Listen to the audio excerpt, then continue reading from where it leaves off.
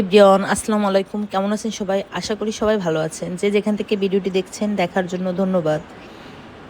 সকাল সকাল চলে আসলাম রান্না করতে। অনেক দিন ভেন্ডি রান্না করি না, আমি দুপুরে রান্না করি না, দুপুরে রান্নাটা সকালেই রান্না করি। তাই ঘুম থেকে উঠে চলে আসছি রান্নাঘরে। দেখতে পাচ্ছেন আমি রান্না বান্না ফাইনাল লুক থেকেই না শুরু করলাম। একটু সাজিয়ে গুছিয়ে একটু সুন্দর করে রান্না না করলে হবে? আপনারা দেখবেন, লাইক দিবেন, শেয়ার করবেন, তার জন্য এত চেষ্টা। আজকে বয়েস নিয়ে একটু কথা বললাম। অনেক আপুদের বয়েস দিতে অনেক সমস্যা হয়। আমার প্রথম প্রথম অনেক সমস্যা হইতো, কিন্তু এখন আর হয় না। যখন আপনার মনে পড়বে যা যা বলবেন সুন্দর করে একটা খাতায় লিখে রাখবেন। খাতায় লিখে যখন রাখবেন পরে আর বলতে সমস্যা হবে না। আস্তে আস্তে ওইগুলো সুন্দর করে ধীরে ধীরে বলবেন।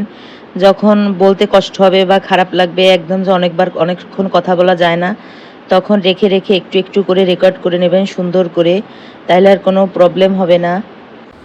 আমাদের গেট থেকে তাজা তাজা মাছ নিয়ে আসছে, শৈল মাছ।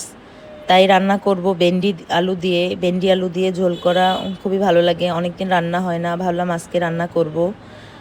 ভাজি করে ফেললাম। আমরা সব মাছ ভাজি খাই, শুধু বাইলে মাছ পুঁটি মাছটা ভাজি না, মাখা মাখা করি, মাখিয়ে বসাই।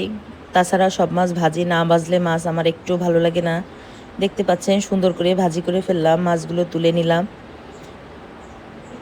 তারপরে মাছগুলো উঠিয়ে নিলাম, পেঁয়াজ দিয়ে দিলাম, ভালোভাবে বাদামি কালার হলে সব কিছু দিয়ে দেব। অনেকে মনে করে একটা পেজ খুললে চালানো খুবই সহজ। না, একটা পেজ খুললে টাইম মেনটেন করা, সুন্দর করে ভিডিও করা, হাতে ফোন নিয়ে ভাবনা কিভাবে ফোন পিকগুলো নেব, ভিডিওগুলো নেব, কেমন করলে ভালো হবে, এদিকে আবার রান্না করা, সংসার সামলিয়ে অনেক কষ্ট। আসলে দেখতে এরকম মনে হয়। সাথে উস্তেবাজি করলাম। আজকে আমার হাজব্যান্ড একটু দ্রুত চলে যাবে দোকানে, তাই তাড়াতাড়ি করতেছি দুইটা চুলায়। সবাই ভালো থাকবেন। ভিডিওটি ভালো লাগলে লাইক কমেন্ট শেয়ার করবেন।